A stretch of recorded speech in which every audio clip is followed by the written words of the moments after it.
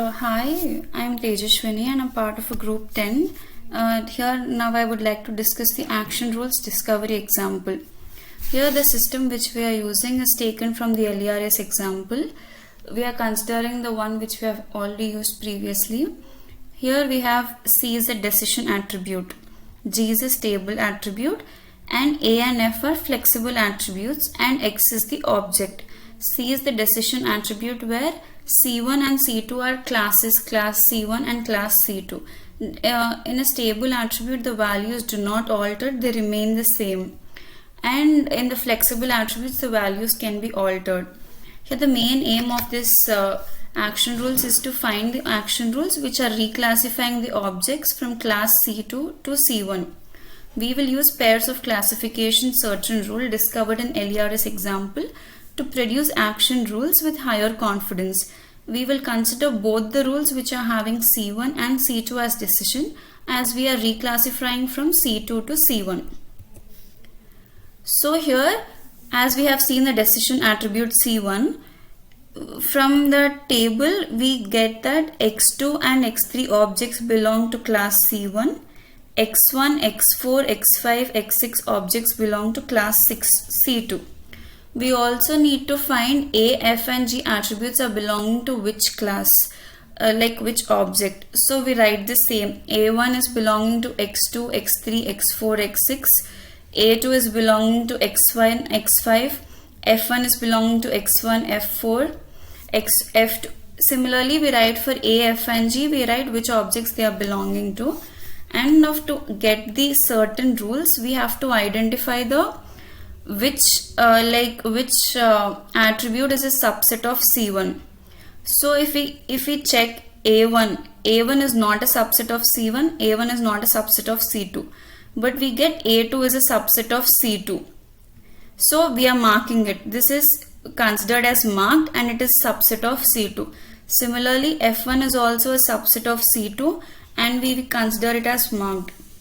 G3 is also subset of C2, we consider it as marked.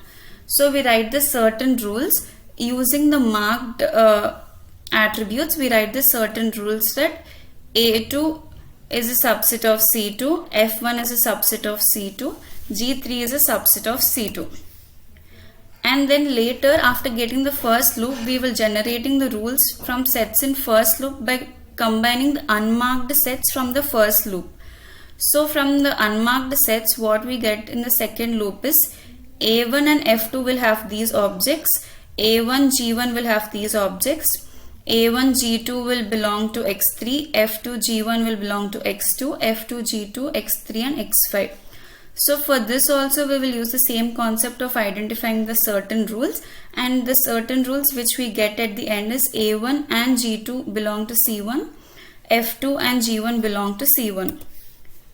Since we want to reclassify the objects from class C2 to C1, then we look for rules which have C2 on the right hand side and compare them to rules which have C1 on the right hand side.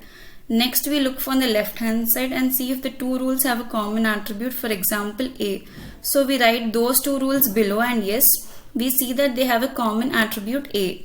In the first rule, the value of A is 2. In the second rule, the value of A is 1. So if we want to reclassify the objects from the first rule to the second rule, then we need to take the action of challenging the value of A from 2 to 1.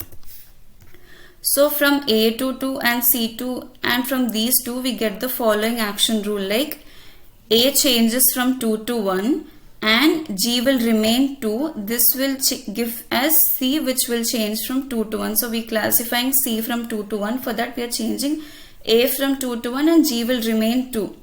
And for the second certain rule F1 to C2, F2, G1 and C1, we get the following action rule that F1 changes from 1 to 2, C also will change from 2 to 1 and G will remain the same. These are the action rules. This is how we generated them.